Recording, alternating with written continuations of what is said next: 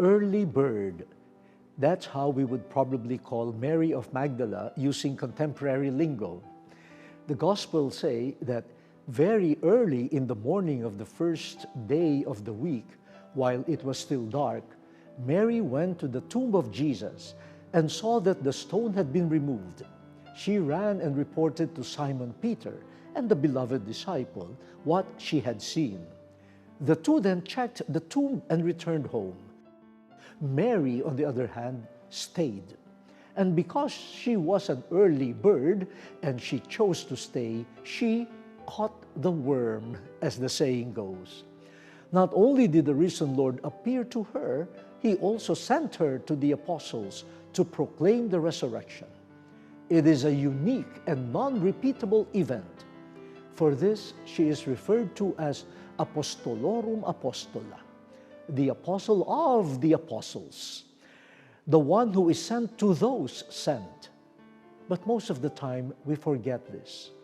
Often, we mistakenly identify her with other women in the Gospels, which unfairly gave her a bad reputation and eclipsed her singular role as the first person to proclaim that the Lord is risen, the central tenet of our faith. To underscore this, in 2016, Pope Francis elevated the liturgical celebration of Saint Mary of Magdala on the 22nd of July from a memorial to a feast.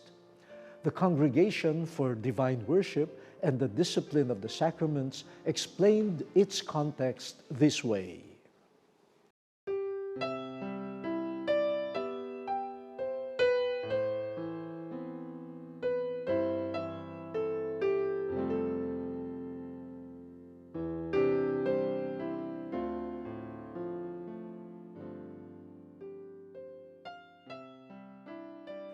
Indeed, it is a welcome change.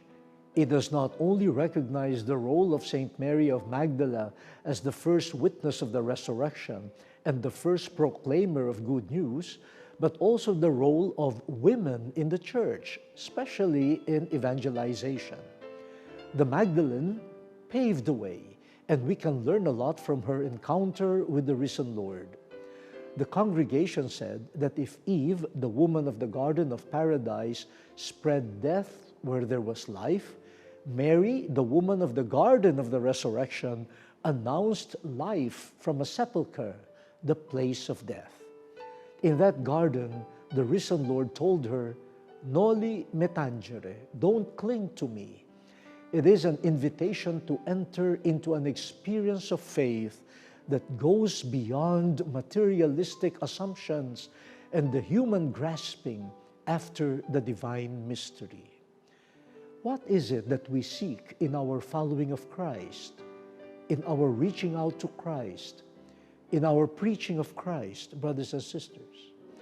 We are thus reminded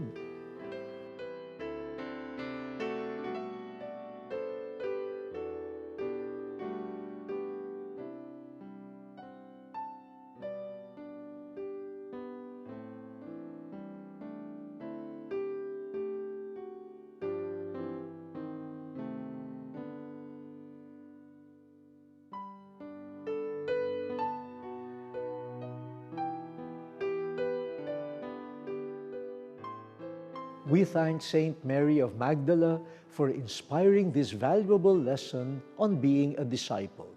Friends, in the company of the apostle to the apostles, let us be early birds in seeking the living and the risen Lord. Let us proclaim the good news of life. Saint Mary of Magdala, pray for us.